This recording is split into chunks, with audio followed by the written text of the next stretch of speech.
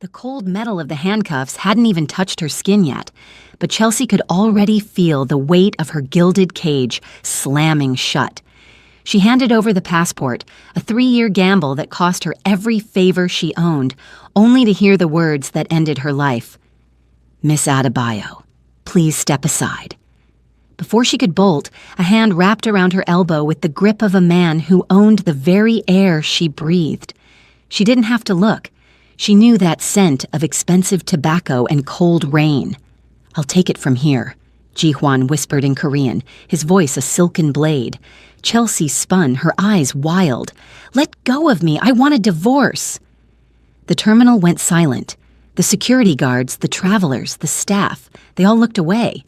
In Seoul, you don't interfere with a Hwang. Ji-hwan leaned in, his jaw tight, his eyes scanning her face like a puzzle he was about to break. "You signed the papers, Chelsea," he hissed in English, his voice dropping to a dangerous growl. "You don't get to run from a man like me. We're going home." She thought she was a bride. She was actually a fugitive. And the man she married wasn't just a businessman. He was the one person who could make sure she never saw the sun again. Before we find out if Chelsea survives the night or if Ji-hwan has a darker plan for his runaway bride, I have to know, where in the world are you watching this from? Drop your country in the comments right now. And if you love high stakes, no way out romance stories, hit that subscribe button and turn on notifications. You don't want to miss how this ends. Chelsea thought she'd made it. Thought the fake passport tucked in her purse would be her golden ticket to freedom. She was wrong. So wrong. And if you think you know how this ends, trust me, you really don't. Chelsea Jones stood in line at Incheon International Airport, her hands shaking as she clutched her boarding pass to Johannesburg. The passport in her bag had cost her every favor. She'd saved up over 3 years, and the photo inside barely looked like her anymore. Shorter hair, different makeup, a name that wasn't hers. Terminal 2 buzzed with travelers pulling suitcases and families saying goodbye, but all Chelsea could hear was her own heartbeat drumming in her ears. "Next!" the security officer called. Chelsea stepped forward, forcing a smile she didn't feel. She handed over the fake passport, praying the officer wouldn't look too closely. The woman behind the counter scanned it once, twice. Then her eyes narrowed. "Miss Adebayo, please step aside." Chelsea's stomach dropped. That wasn't even the name on the passport. Before she could process what was happening, a hand, firm but not rough, wrapped around her elbow. "I'll take it from here," a voice said in Korean, smooth as silk and twice as dangerous. Chelsea didn't need to turn around to know who it was. She'd recognize that voice anywhere. The one that had whispered promises in her ear 6 months ago. The one she'd been running from for 3 weeks. Ji-hwan Hwang, her husband. The man she'd married in what she thought was a business arrangement. The man whose world she'd just tried to escape. "Let go of me," Chelsea hissed, trying to yank her arm free, but his grip stayed steady. Not painful, just impossible to break. "Not a chance," Ji-hwan said, and this time he spoke in English, his accent thick but clear. "We're going home." "That's not my home. You made it your home when you signed the papers." He steered her away from the security checkpoint, nodding at the officers who seemed to know exactly who he was. Of course they did. Everyone in Seoul knew the Hwang family, even if they pretended not to. Chelsea's mind raced. She could scream, cause a scene. But what good would that do? Ji-hwan owned half the businesses in this airport, probably had security on his payroll. Still, she wasn't going down without a fight. "I want a divorce," she said, planting her feet. Ji-hwan stopped walking. For a moment, just a moment, something flickered across his face. Hurt, maybe, or surprise. But it vanished so quickly, Chelsea thought she'd imagined it. "You want a divorce?" he repeated slowly. "Yes. I'll sign whatever you want. Give back whatever you gave me. Just let me go." He studied her, those dark eyes of his scanning her face like he was trying to solve a puzzle. Then, unexpectedly, he laughed. Not a mean laugh, but genuinely amused, which somehow made everything worse. "You think I'm keeping you prisoner?" he asked. "Aren't you?" "Chelsea." He sighed, running a hand through his perfectly styled hair, messing it up for the first time since she'd known him. "You ran away in the middle of the night with a fake passport. You didn't even leave a note. What was I supposed to think?" "That I wanted out," she shot back. "Or that someone took you." That stopped her cold. "What?" Jihuan glanced around the busy terminal, then lowered his voice. "Can we not do this here? Please, just come with me. We'll talk. Actually talk. And if you still want to leave after that, I'll drive you to the airport myself." Chelsea wanted to call him a liar, wanted to run, but something in his voice made her hesitate. He sounded tired, not angry, just bone-deep exhausted. "You promise?" she asked quietly. "I promise." She didn't believe him, not really, but she also didn't have much choice. Security was still watching them, and her fake passport was probably being shredded somewhere. So she nodded, and Jihuan's shoulders relaxed just slightly. "Thank you," he said, and he actually sounded like he meant it. They walked out of the terminal in silence, Jihuan's hand still on her elbow but gentler now, almost like he was afraid she'd disappear if he let go. His car was waiting at the curb, a sleek black sedan that screamed money and power, driven by Mr. Kim, his usual driver who pretended not to notice the tension. "Where are we going?" Chelsea asked as they pulled into traffic. "Somewhere we can talk without half of Seoul watching," Jihuan replied. He was looking out the window, not at her, and his jaw was tight. "Your office?" "No. Somewhere. Neutral." 20 minutes later, they pulled up to a small cafe tucked away in Bukchon Hanok Village, the kind of place tourists rarely found. Traditional Korean architecture mixed with modern touches, and through the windows, Chelsea could see exactly 3 other customers. "You own this place too?" she asked as Jihuan opened her door. "My cousin does," he admitted, "but she's not here today. Gave us the space." Of course he did. Of course he'd planned this whole thing. Inside, the cafe smelled like fresh coffee and sweet red bean pastries.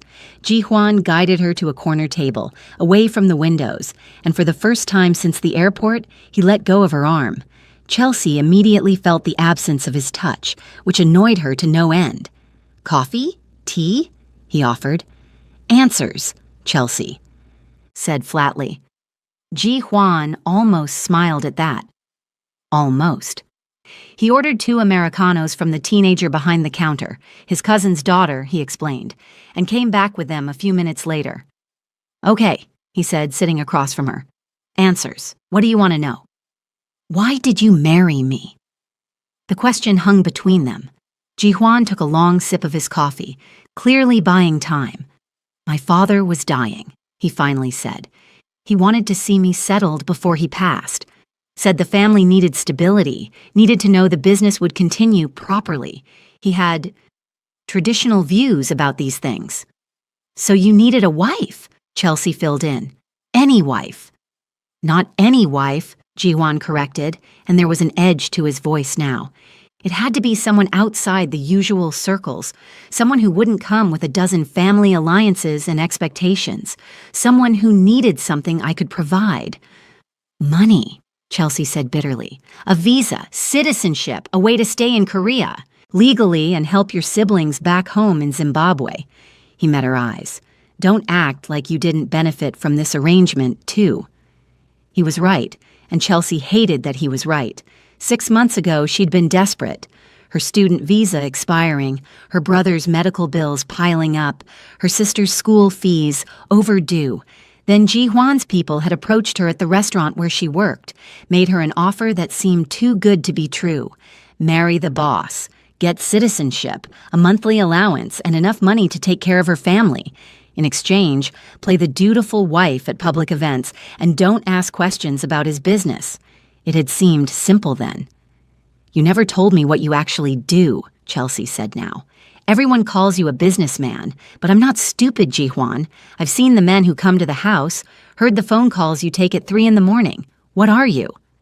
Jihuan was quiet for a long moment. Then he said, "My family handles difficult situations for people who can afford our services. Negotiations, problem solving. We operate in gray areas, but we're not criminals." "That's not an answer. It's the only answer I can give you right now."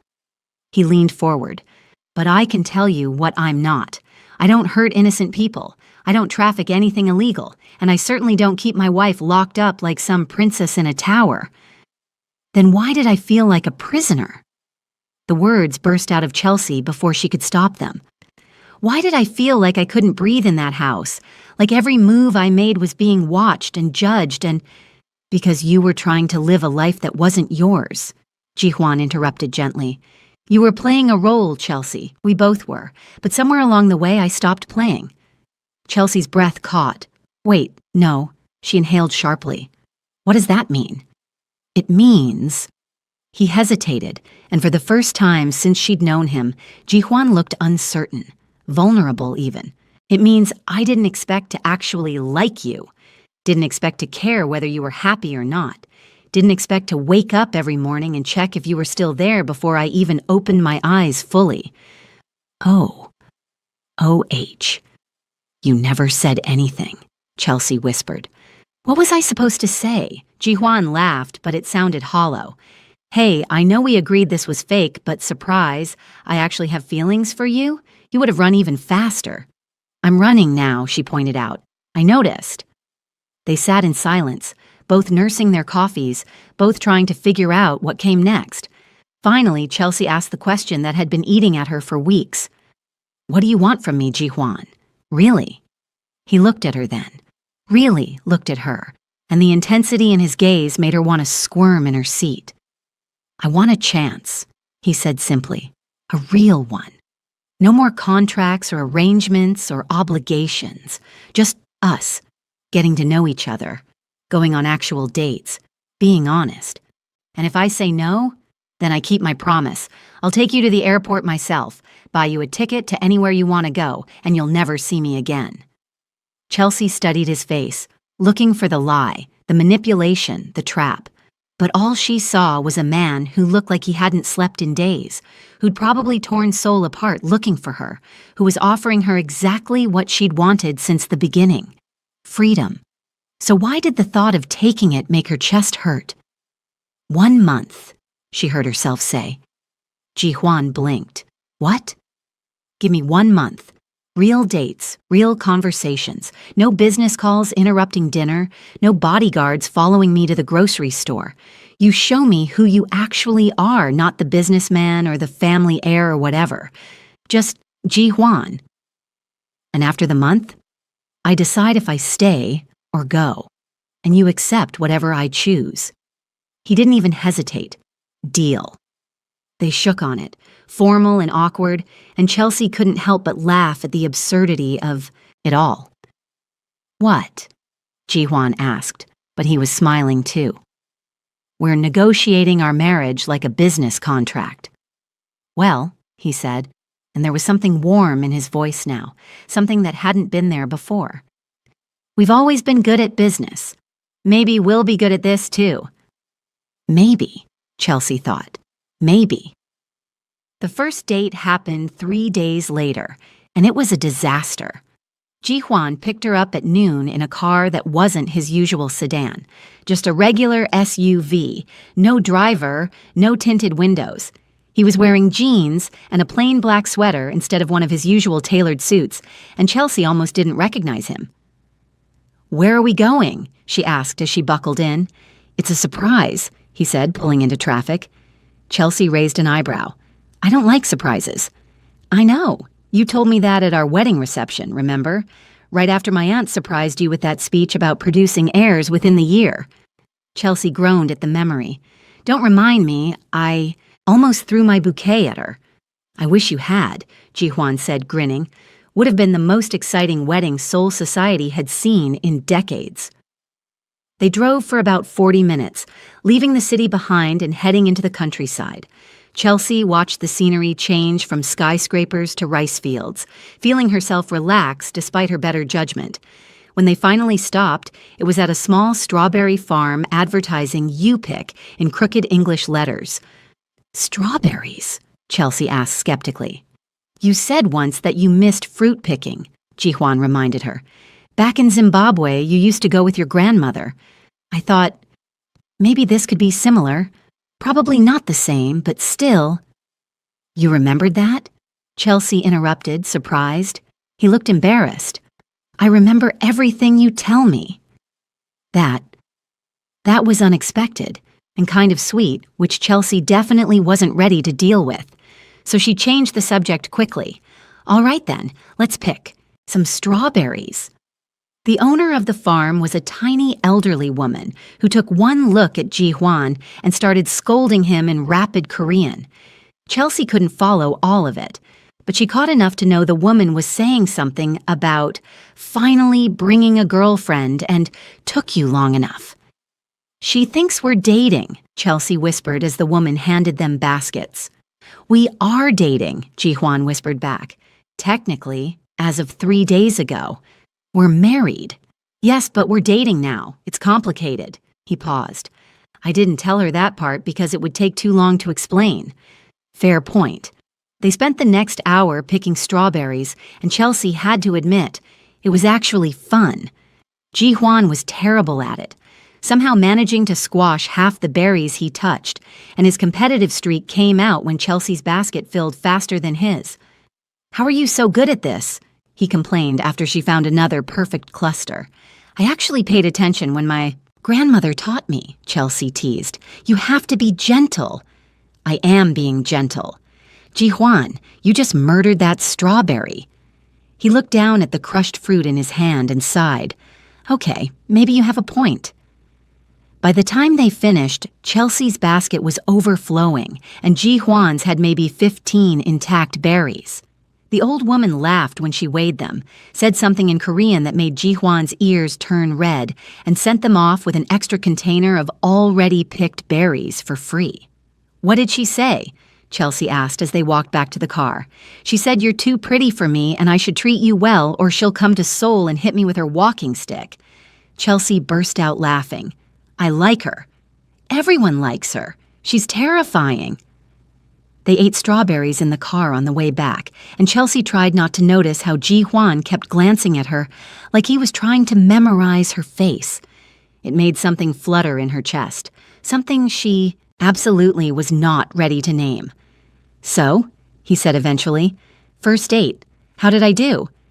"The strawberries were a good choice," Chelsea admitted, "but you lost points for the squashing incident." "That was one time." "It was 7 times. I counted." He laughed, and it was such a genuine sound that Chelsea found herself smiling too. Maybe this whole dating thing wouldn't be so bad after all.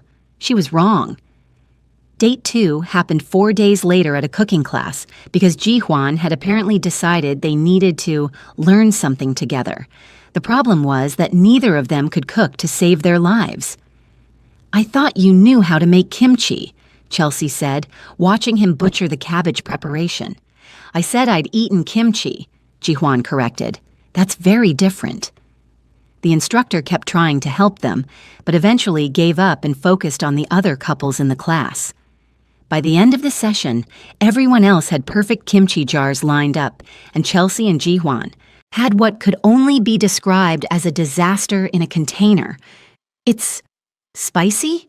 Chelsea offered, trying to find something positive to say. "It's inedible," Ji-hwan said flatly. "We failed kimchi. I failed kimchi. My ancestors are ashamed." But then he started laughing, really laughing, bent over with his hands on his knees, and Chelsea couldn't help but join in. They laughed until tears ran down their faces, until the instructor gently suggested they leave before they disrupted the other students. "Worst date ever," Ji-hwan declared as they walked out with their jar of terrible kimchi. "Absolutely awful," Chelsea agreed. "Same time next week?" "Definitely." Date 3 was a movie, some action thriller Ji-hwan picked that turned out to be way more violent than expected. Halfway through, Chelsea whispered that she wanted to leave, and Ji-hwan didn't even hesitate. They walked out, got refunds, and ended up at a nearby arcade instead. I haven't been to an arcade since I was 12, Chelsea said, looking around at the flashing lights and beeping machines. Me neither, Ji-hwan admitted. My father thought they were beneath us, said the Huang family didn't waste time on childish things. Your father sounds like he was fun at parties. He wasn't, Ji-hwan's voice went quiet. He loved me, I think, in his way. But he loved the family reputation more. Everything was about maintaining appearances, about being proper and dignified and never showing weakness. Chelsea touched his arm gently. That sounds lonely. It was. He looked at her, and there was something raw in his expression. You're the first person I've told that to. Before Chelsea could respond, a group of teenagers bumped into them, apologizing profusely in Korean and English. The moment broke, but something had shifted between them, something important. They played arcade games for 2 hours. Chelsea dominated at the racing games. Ji-hwan somehow won a giant stuffed panda from the claw machine on his first try, and they both failed spectacularly at Dance Dance Revolution. By the time they left, Chelsea's cheeks hurt from smiling. You're keeping the panda, Ji-hwan insisted, tucking it into her arms. It's enormous. Where am I supposed to put it? That's a you problem. I won it fair and square. You won it with beginner's luck. Still counts. Chelsea ended up naming the panda Lucky, just to annoy him, and it took up residence on the armchair in her room, the room she'd moved back into after their airport confrontation. Separate bedrooms, she'd insisted. Ji-hwan had agreed without argument, which was both a relief and somehow a little disappointing. Date 4 was a quiet walk along the Cheonggyecheon stream at sunset. They didn't talk much, just walked side by side, occasionally pointing out interesting things. A heron fishing in the water, street musicians playing traditional Korean instruments, couples taking selfies on the bridges. This is nice, Chelsea said. Eventually. Peaceful. Yeah, Ji-hwan agreed, although I keep expecting something to go wrong. We're due for another disaster. Don't jinx it. Right then, it started raining. Not a gentle sprinkle, but a full-on downpour that had everyone running for cover. Ji-hwan grabbed Chelsea's hand and they ran toward the nearest shelter, arriving soaked and breathless. You jinxed it, Chelsea accused, trying to wring water out of her hair. I said don't jinx it. That means I was trying to prevent it. That's not how jinxes work. They argued about jinx mechanics for 10 minutes while the rain poured down and somehow ended up laughing again. Ji-hwan bought them hot coffee from a street vendor, and they stood under the shelter watching the storm, shoulders touching, not quite holding hands but close enough that it almost counted. Thank you, Chelsea said softly. For what? Getting you soaked? For trying. For all of this. For actually keeping your promise. Ji-hwan turned to look at her. Rain dripping from his hair, coffee warming his hands. I meant what I said at the cafe, Chelsea. I want this to work. I want US to work. I know, she whispered. I'm starting to want that too. His eyes widened, like he hadn't expected her to admit it, like he'd been preparing for rejection and didn't know what to do with hope instead. Really? He asked, and he sounded younger somehow, uncertain in a way she'd never heard before. Really? But I'm still scared, Ji-hwan, of what your life is like, of what being part of your world means, of losing myself again. Then we'll figure it out together, he said firmly. No more secrets, no more hiding. I'll answer every question you have, show you everything about my life, the good parts and the messy parts. And if it's too much, if you decide it's not what you want, I'll accept that. But I need you to actually know what you're accepting or rejecting. Okay, Chelsea agreed. Show me. Everything. True to his word, Ji-hwan started, showing Chelsea his real life. Not the polished version she'd seen as his contracted wife, but the actual day-to-day reality of being a Huang.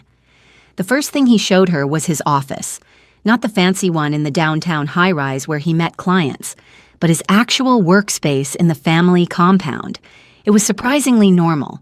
a desk covered in papers, 3 computer monitors displaying what looked like financial data, and a wall of filing cabinets that probably contained enough blackmail material to sink half of Seoul's elite. "This is where I spend most of my time," Ji-hwan explained, gesturing around. "Going through contracts, researching people, finding solutions to problems." "What kind of problems?" Chelsea asked, sitting in his desk chair and spinning slightly. "Last week, a small business owner came to us because a larger company was trying to force him out through intimidation tactics. We convinced the larger company to back off." "How?" "We found out the CEO was embezzling from his own company and presented him with evidence. He decided our client's business wasn't worth the trouble after all." Ji-hwan leaned against his desk. "That's what most of our work is like. Information gathering, negotiation, strategic pressure. Very boring, very paperwork heavy. And the other times? Sometimes people need protection. Sometimes they need help recovering stolen property. Sometimes they need someone to sit down with their enemies and broker peace." He paused. "We don't hurt people, Chelsea. That's the line my grandfather drew when he started this business, and we've maintained it ever since. The moment violence becomes necessary, we walk away." Chelsea processed that. "So you're like corporate mediators with attitude?" Ji-hwan laughed. "That's actually the best description I've ever heard. I'm stealing that." Over the next week, Chelsea met more of Ji-hwan's world. His cousin Yuna, who ran the cafe and also handled the family's financial investments, turned out to be hilarious and immediately demanded details about how you tame the ice prince. "I didn't tame anyone," Chelsea protested. "Please. He's been smiling for 3 weeks straight. It's unnatural. We're all concerned." But Yuna was grinning as she said it, and she hugged Chelsea before they left. "Take care of him, yeah? He acts tough, but he's softer than he wants people to know." Chelsea met Uncle Jin-soo, who managed the family's legitimate businesses and told embarrassing stories about Ji-hwan's childhood. He once tried to negotiate with his piano teacher to reduce his practice time, Jin-soo recalled, laughing. At age 7, drew up a whole contract with terms and conditions. "Did it work?" Chelsea asked. "She gave him extra homework for being cheeky." She met the security team, not the intimidating bodyguards she'd imagined, but regular people who happened to be good at their jobs. Most of them had families, hobbies, normal lives outside of work. They treated Ji-hwan with respect but also familiarity, teasing him about his terrible coffee-making skills and his habit of forgetting to eat when he was focused on a case. "Someone has to remind him he's human," one of them said to Chelsea. "Maybe that can be your job now?" And slowly, piece by piece, Chelsea started to see the real Ji-hwan, the one who stayed up too late reading case files because he genuinely wanted to help people, the one who donated anonymously to schools and hospitals but got uncomfortable when anyone mentioned it, the one who called his mother every Sunday and listened patiently while she complained about her neighbors for 45 minutes straight. "She's lonely," he explained after one such call. "Dad passed 2 years ago, and she doesn't really have friends anymore. So I listen." "That's sweet," Chelsea said. "It's basic decency." Same thing. But Chelsea showed Ji-hwan her world too. She took him to the restaurant where she used to work, introduced him to her former co-workers who immediately started interrogating him in a mix of English and Korean. "You better be good to our Chelsea," the head chef warned, pointing a wooden spoon at Ji-hwan threateningly. "She cried in our storage room more than once because of you." "I know," Ji-hwan said quietly. "I'm sorry. I'm trying to do better." The chef studied him, then nodded. "Okay, you can stay, but we're watching you." She took him to the library where she volunteered every weekend, helping immigrant families with paperwork and translation services. Ji-hwan watched her work, patient and kind, switching between English and Korean and even a bit of Shona when a Zimbabwean family came in, and something shifted in his expression. "What?" Chelsea asked when she caught him staring. "Nothing. Just, you're really good at this, helping people. It's important to me. My family struggled so much when we first moved around trying to understand different systems and rules. If I can make it easier for someone else, why wouldn't I? Can I help? Ji-hwan asked suddenly. With what? This, the volunteer work. I don't know, maybe help fund a proper center or provide legal assistance. My family has connections. Ji-hwan, Chelsea interrupted gently. That's really generous, but you don't have to fix everything with money or connections. Then what should I do? Show up, learn, listen. She smiled. Maybe help Mrs. William with her citizenship application next week. She's been struggling with the forms. So he did. Ji-hwan showed up the following Saturday in jeans and a simple shirt, sat with Mrs. William for 2 hours, and patiently helped her fill out every form. His Korean was obviously perfect, and his English was good enough to explain things clearly, and Mrs. William left with tears in her eyes, thanking him repeatedly. That felt good, Ji-hwan admitted afterward. Really good, different from my usual work. That's because you actually helped someone. Today without any complicated strategy or negotiation. Just direct, simple help. Can I come back next week? Chelsea kissed his cheek, just a quick, impulsive gesture, and Ji-hwan froze like he'd been electrocuted. Of course you can, she said, then walked away before she could see his reaction.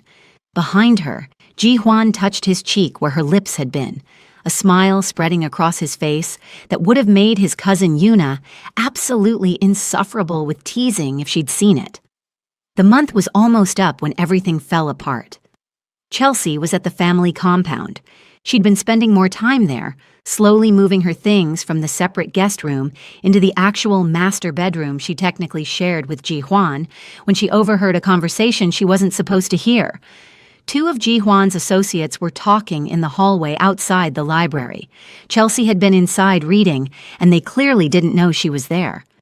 The African wife situation is handled. Then, one of them said in Korean, Yeah, boss did good finding someone who needed the visa badly enough to agree to everything. Smart move, really. His father wanted him married. He needed someone who wouldn't interfere with business, and she needed legal status. Everyone wins. Think she knows it was all arranged? Like, really arranged? Not just the marriage, but how they even met. Doubt it. Boss is good at playing his cards close. She probably thinks it was all coincidence, running into each other at that restaurant. Chelsea's blood ran cold. The restaurant. The day Ji-hwan's people had approached her with the marriage offer, she'd been working a shift when a group of well-dressed businessmen came in. One of them had tripped near her station, and she'd helped him, and they'd chatted briefly about how hard it was to navigate Korean bureaucracy as a foreigner. She'd told him about her visa issues, her brother's medical bills, her sister's school fees, and 2 days later, the offer had come. It hadn't been random. None of it had been random. Chelsea waited until the men left, then walked out of the library on shaking legs. She found Ji-hwan in his office, reviewing contracts, and he looked up with a smile when she entered. Hey, I was just thinking about dinner. Tell me the truth, Chelsea interrupted. How did you really find me? The smile faded. What? The restaurant. The day before your people approached me with the marriage offer. Was that staged? Ji-hwan set down his pen carefully. Chelsea. Was it staged? She demanded, louder now. He was quiet for a long moment. Then, yes. The word hit her like a physical blow. Everything? The whole struggling immigrant story, the connection we had, the conversation about how hard Korea is for foreigners, that was all a script. I needed to know if you were suitable, Ji-hwan said, standing up. If you were desperate enough to agree, if you had obligations that would keep you motivated to maintain the arrangement. If I was controllable, Chelsea finished bitterly. That's what you mean. If I could be manipulated. That's not, don't lie to me now. Chelsea's voice broke. You promised honesty, Ji-hwan. You said no more secrets. But this whole thing, from the very beginning, was built on lies and manipulation. Yes, he admitted, and he looked miserable, but Chelsea was too angry to care. At the beginning, it was manipulation. I needed a wife, you fit the profile, and I made sure we crossed paths in a way that seemed natural. But Chelsea, everything after that... How do I know? She interrupted. How do I know any of it was real? The dates, the conversations, the vulnerability you showed me? How do I know that wasn't just another strategy to keep me compliant? Because I love you. The words hung in the air between them. Ji-hwan looked shocked that he'd said them out loud, and Chelsea felt tears burning in her eyes. You don't get to say that, she whispered. Not now. Not after this. Chelsea, please. I need to leave. Don't. Please don't leave. We can talk about this. Talk about what? Chelsea shouted. About how you researched me like I was a business acquisition? About how you staged a meet cute and had me investigated and calculated exactly how desperate I needed to be to agree to marry a stranger? What is there to talk about, Ji-hwan? He flinched like she'd hit him. I made mistakes. Huge mistakes. I approached this all wrong. But my feelings for you, those are real. You have to believe that. I don't have to believe anything. Chelsea grabbed her bag from the chair. And honestly, right now I don't. She walked out before he could respond, called a taxi, and went back to the apartment in the city, the one she'd lived in before the marriage, that Ji-hwan had kept paying for even after she moved into the compound. She'd wondered about that at the time, why he'd insisted on maintaining it when she had no use for it. Now she knew. He'd kept it as insurance, probably, a place to send her if things went wrong. Well, things had definitely gone wrong. Chelsea spent 3 days alone in the apartment, ignoring calls and messages from Ji-hwan. She called her brother in Zimbabwe, listened to him talk about his recovery and her sister's good grades, and didn't mention that her marriage was falling apart because how could she explain it? How could she explain that she'd started to fall for someone who'd manipulated her from day one? On the 4th day, there was a knock at the door. Chelsea assumed it was Ji-hwan and prepared to tell him to leave, but when she opened it, Yuna stood there instead, holding a bag of takeout. Before you slam the door, Yuna said quickly, I'm not here as Ji-hwan's cousin. I'm here as someone who thinks you might need a friend and also dinner because I bet you haven't been eating properly. Chelsea considered arguing, but Yuna was right about the food. She stepped aside and let her in. They both ate in silence for a while. Spicy noodles that Yuna had brought from 3 different restaurants because she wasn't sure what Chelsea would like. Finally, Yuna set down her chopsticks. He told me what happened, she said, about how you found out, and for what it's worth, I'm sorry. What he did at the beginning was wrong. You knew? Chelsea asked. Not the details, just that he'd arranged the meeting somehow. I told him it was a bad idea, that starting anything with deception would poison it. But he didn't listen. Yuna sighed. My cousin is brilliant at solving other people's problems, but terrible at handling his own emotions. Always has been. That doesn't make it okay. No, it doesn't. But maybe context helps? Yuna shifted to face Chelsea more directly. When Ji-hwan's father got sick, he became obsessed with legacy, with continuing the family line properly. He told Ji-hwan that he was a disappointment, that he'd failed by not being married at 32, that the family, business would crumble because Ji-hwan couldn't even manage his personal life correctly. Chelsea winced. Ji-hwan tried dating normally, Yuna continued. But every woman he met either wanted him for his money or was terrified of what his family did. And his father kept getting sicker, kept pushing harder, until Ji-hwan just broke, decided to handle it like a business transaction because at least that he knew how to do. So he used me, Chelsea said flatly. At first, yes. But Chelsea, I've known Ji-hwan my entire life, and I've never seen him like this. He's completely different with you, softer, happier, more human. That's not strategy or manipulation. That's just him being himself for the first time in years. How do I know? Chelsea asked quietly. How do I trust that anything he says or does is real? Yuna was quiet for a moment. Then she said, Did he tell you about what happened 3 weeks ago? The offer he turned down? What offer? One of the biggest tech companies in Asia wanted to hire us for a massive security contract. We're talking enough money to expand our operations across the continent. Ji-hwan turned it down flat. Why? Because it would have required him to travel constantly for 6 months, and he said he wasn't willing to be away from you that long. Uncle Jin-soo almost had a heart attack. We've been trying to land a contract that size for years." Chelsea absorbed that. He didn't mention it. Of course not. Because in Ji-hwan's mind, choosing you wasn't a sacrifice. It was obvious. The only choice. Yuna stood up. "Look, I'm not telling you to forgive him. What he did was wrong, and you have every right to be angry. But before you walk away completely, maybe ask yourself if what you built together over this past month, that connection, that partnership, if that felt real to you. Because if it did, chances are it was real for him too." After Yuna left, Chelsea lay awake most of the night thinking, yes, Ji-hwan had manipulated. Their first meeting. Yes, he'd researched her and calculated her desperation and used it to his advantage. But everything since then, the strawberry farm, the terrible kimchi, the arcade, the library volunteering, the way he looked at her like she hung the moon, had that been manipulation? Or had it been a man falling in love despite his best efforts not to? The next morning, Chelsea went to the family compound. Ji-hwan's car was there, which meant he was probably in his office. She knocked and his voice called out, "Come in," sounding exhausted. He looked worse than she'd ever seen him. Unshaven, hair messy, wearing the same clothes from 2 days ago based on the wrinkles. When he saw her, he stood up so fast his chair rolled backward. "Chelsea—" "Let me talk first," she interrupted. "Please."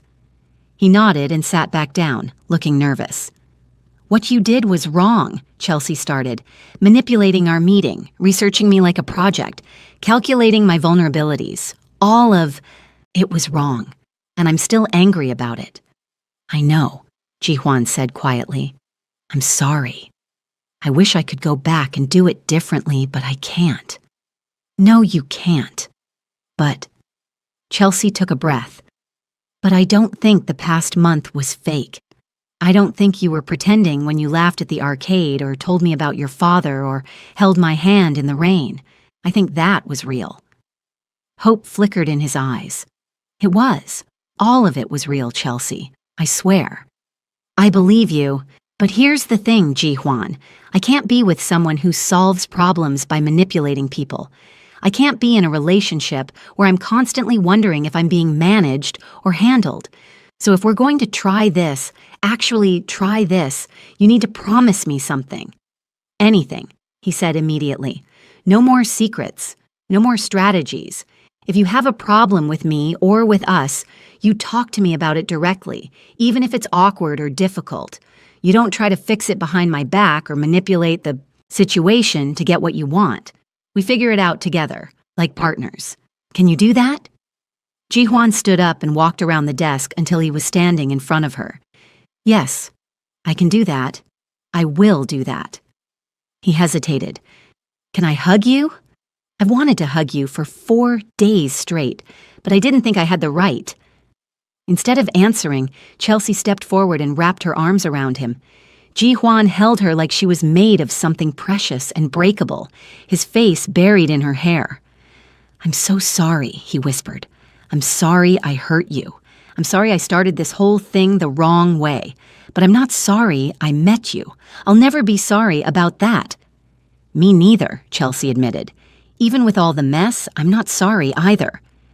They stood like that for a long moment, holding each other, rebuilding something that had been broken. Finally, Ji-hwan pulled back slightly. "So where do we go from here?" he asked. "We start over, properly this time. Hi, I'm Chelsea Jones. I'm from Zimbabwe, and I volunteer at a library on weekends." Ji-hwan smiled, getting it. "Hi, I'm Hwang Ji-hwan. I work in the family business, and I'm terrible at making kimchi." "Nice to meet you, Ji-hwan. Want to go get coffee?" "I'd love to." Starting over turned out to be both easier and harder than Chelsea expected. Easier because they already knew each other's quirks and habits. Harder because they were both trying to unlearn bad patterns and build new ones.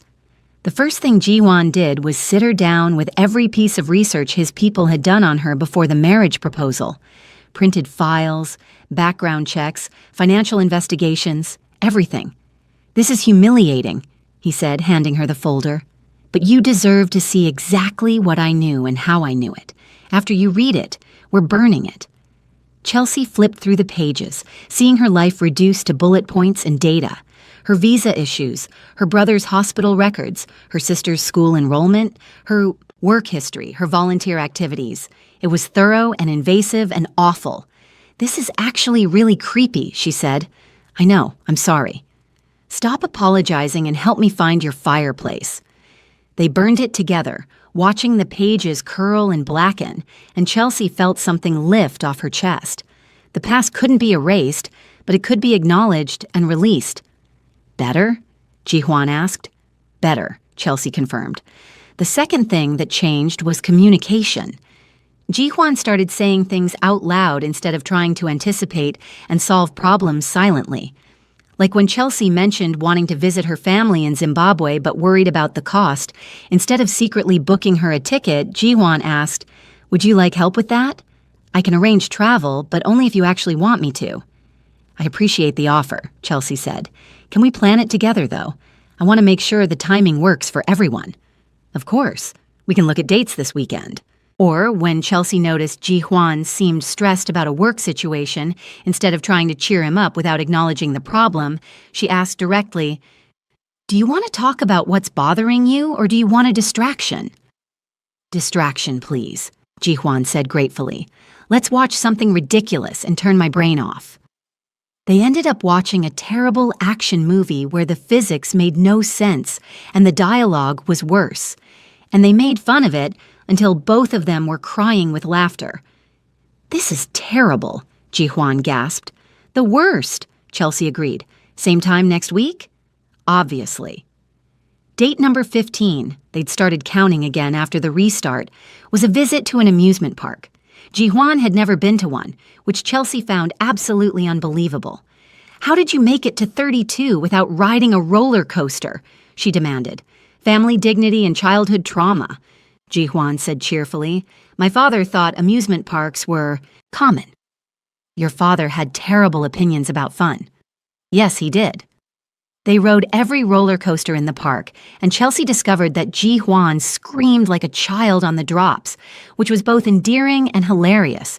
They ate overpriced theme park food, won matching keychains at a carnival game, and took ridiculous photos in front of every statue and landmark.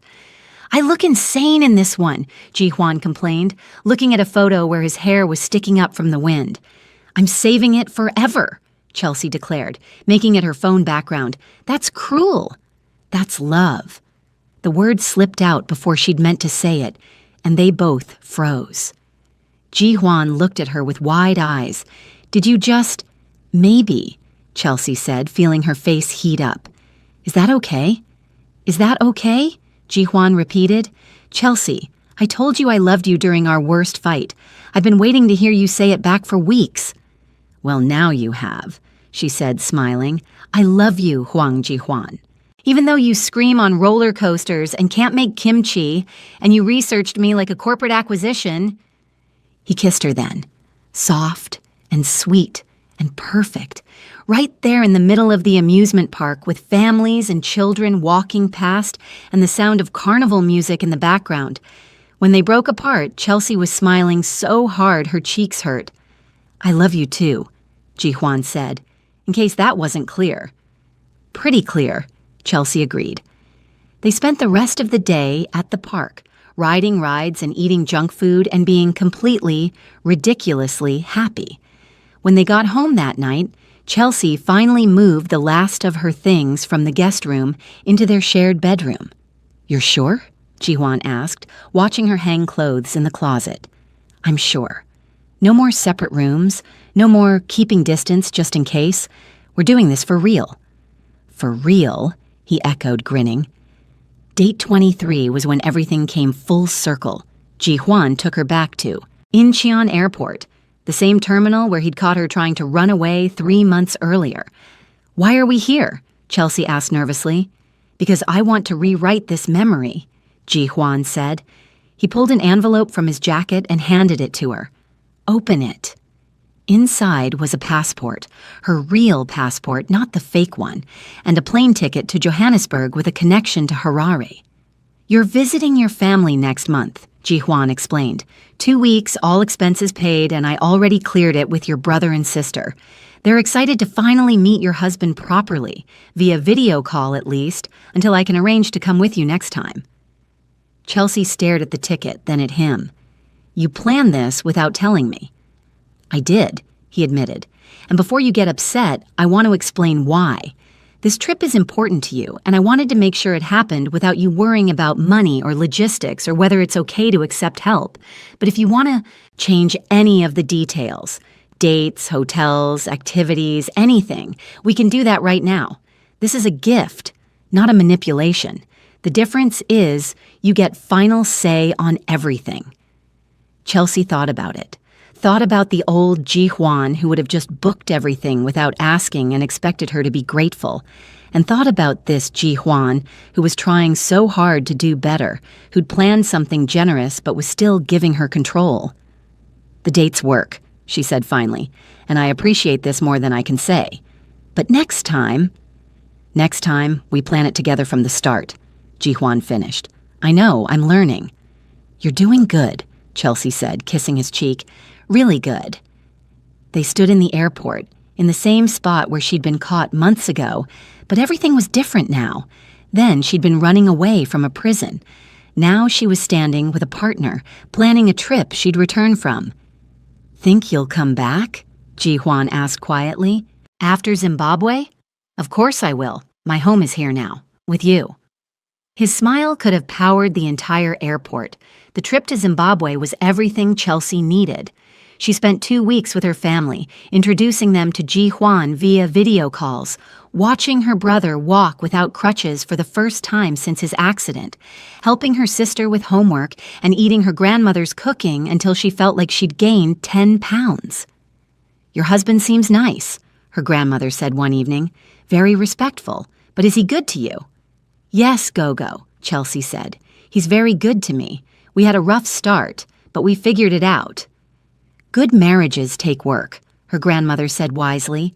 The question is whether you're both willing to do that work. Are you? Yes, Chelsea said without hesitation. We are. When she returned to Korea, Ji Huan was waiting at the airport with flowers. Not roses or anything fancy, just a bunch of wildflowers from the same farm where they'd picked strawberries. Welcome home, he said, hugging her tight. It's good to be back, Chelsea replied, and meant it.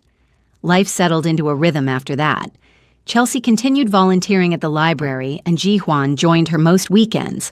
She started taking Korean language classes more seriously, and he helped her practice. He introduced her to more of the family business, not to involve her, but to keep his promise about transparency, and she gave feedback on cases from an outside perspective that sometimes helped him see solutions he'd missed. They had their first real fight about 3 weeks after she returned. Something stupid about Ji Huan working too much and Chelsea feeling neglected. But instead of shutting down or trying to fix it with gifts, Ji Huan actually talked to her about it. You're right, he said. I've been burying myself in work because the Lee case is stressing me out. But that's not fair to you. Let me delegate some of it, and we can have proper time. Together. Thank you, Chelsea said. And I'm sorry for being snappy about it instead of just saying I missed you. You're allowed to be snappy sometimes.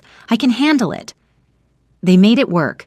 Step by step, conversation by conversation, they built something real.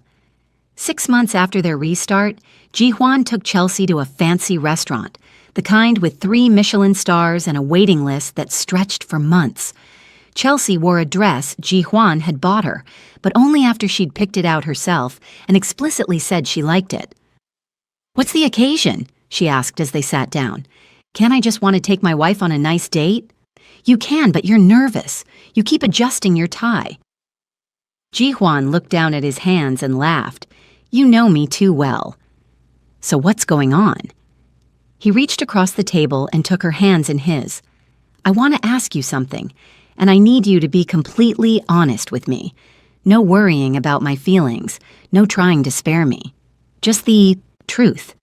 Okay, Chelsea said, getting nervous herself now. Are you happy? Ji Huan asked. Like, genuinely happy. Not just content or okay, but actually happy with this life. With me. With us? Chelsea thought about it. about the quiet mornings drinking coffee together, about the library volunteering and terrible movie nights and inside jokes that nobody else would understand, about the way Ji-hwan asked her opinion on everything now, about how he'd learned to say what he was feeling instead of hiding behind strategy, about how she'd learned to accept help without feeling like she was losing independence. "Yes," she said firmly, "I'm happy, really, truly happy." "Why?" Ji-hwan pulled a small box from his pocket, and Chelsea's breath caught. "Wait, no." Her breathing stuttered. "I know we're already married," he said, opening the box to reveal a beautiful ring with small diamonds arranged in a pattern that looked like stars. "But I want to do this right. I want to ask you properly, not as a business arrangement or a strategy, but as a man who loves you more than anything. Chelsea Jones, will you marry me again? Will you choose me, knowing everything you know now, and let me choose you every single day for the rest of our lives?" Chelsea was crying before she'd even realized it, happy tears running down her face. "Yes," she said. "Absolutely yes." Ji-hwan slipped the ring onto her finger, her right hand since she was still wearing the original wedding band on her left. And then he was crying too, and they were both laughing at themselves for being emotional disasters in the middle of this fancy restaurant. "I love you," Ji-hwan said. "I love you too," Chelsea replied, "even though you made me cry in public." "That's your own fault for having feelings. Your fault for asking beautiful questions." They had their second wedding 3 months later.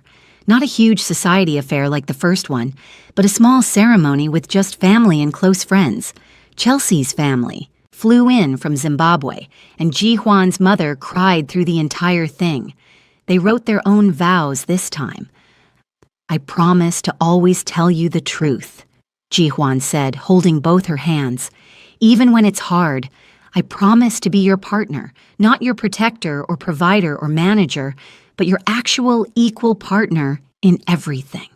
I promise to keep volunteering at the library with you, even though my Korean homework explanations are apparently terrible, according to Mrs. William." Everyone laughed. "And I promise to love you exactly as you are, while supporting you in becoming whoever you want to be. You saved me, Chelsea, from a life that looked successful but felt empty. Thank you for giving me a second chance." Chelsea took a breath to steady herself. "I promise to be patient when you forget that not everything is a problem to solve. I promise to tell you when I need space and when I need closeness. I promise to keep making you watch terrible movies and drag you to amusement parks, and teach you that having fun isn't beneath anyone. And I promise to love you through the good parts and the complicated parts and everything in between. You helped me find a home, Ji-hwan, not just in Korea, but in myself. Thank you for fighting for us even when I was ready to run." There wasn't a dry eye in the room. The reception was perfect. Good food, better company, and a dance floor where Chelsea taught Ji-hwan's entire family some Zimbabwean dances that they absolutely butchered, but had fun trying. At one point, Yuna cornered Chelsea near the dessert table. "So," she said, grinning, "you tamed the Ice Prince after all." "I didn't tame anyone," Chelsea protested. "We just learned to be ourselves together." "That's even better," Yuna said, hugging her. "Welcome to the family. For real this time." Later, when things had quieted down and most of the guests had left, Ji-hwan and Chelsea stood on the terrace of the venue, looking out at Seoul's lights. "Happy?" he asked, wrapping his arms around her from behind. "Incredibly," Chelsea said, leaning back against him. "You?" "More than I ever thought possible." He kissed the top of her head. "Thank you for not getting on that plane. Thank you for coming after me." They stood like that, watching the city sparkle, thinking about everything that had brought them to this moment, the mistakes and the growth, the running away and the coming back, the contract that had become a choice. "So what now?" Chelsea asked eventually. "Now we live. Ji-hwan said simply. "We keep building this life together, one day at a time. We fight and make up and volunteer at libraries and watch terrible movies and visit your family, and maybe someday have kids who will be way better at kimchi making than either of us." "Definitely better at kimchi making," Chelsea agreed, laughing. "And we love each other," Ji-hwan continued, "through all of it. The boring parts and the exciting parts and everything in between. Deal?" "Deal," Chelsea said, turning in his arms to face him. "Partners?" "Partners," Ji-hwan confirmed. And right there, under the Seoul night sky, they kissed like they had all the time in the world. Because they did. They had the rest of their lives to figure out this beautiful, complicated, real thing they'd built together. From a fake marriage to a real love story. Not because it was easy, but because they chose it. Chose each other. Every single day. And honestly, that made all the difference. This story probably had you feeling all kinds of ways, so drop a comment and tell me which part got you the most. The airport scene, the terrible kimchi attempt, or maybe when everything fell apart and came back together. Thanks for watching, and I'll catch you in the next story.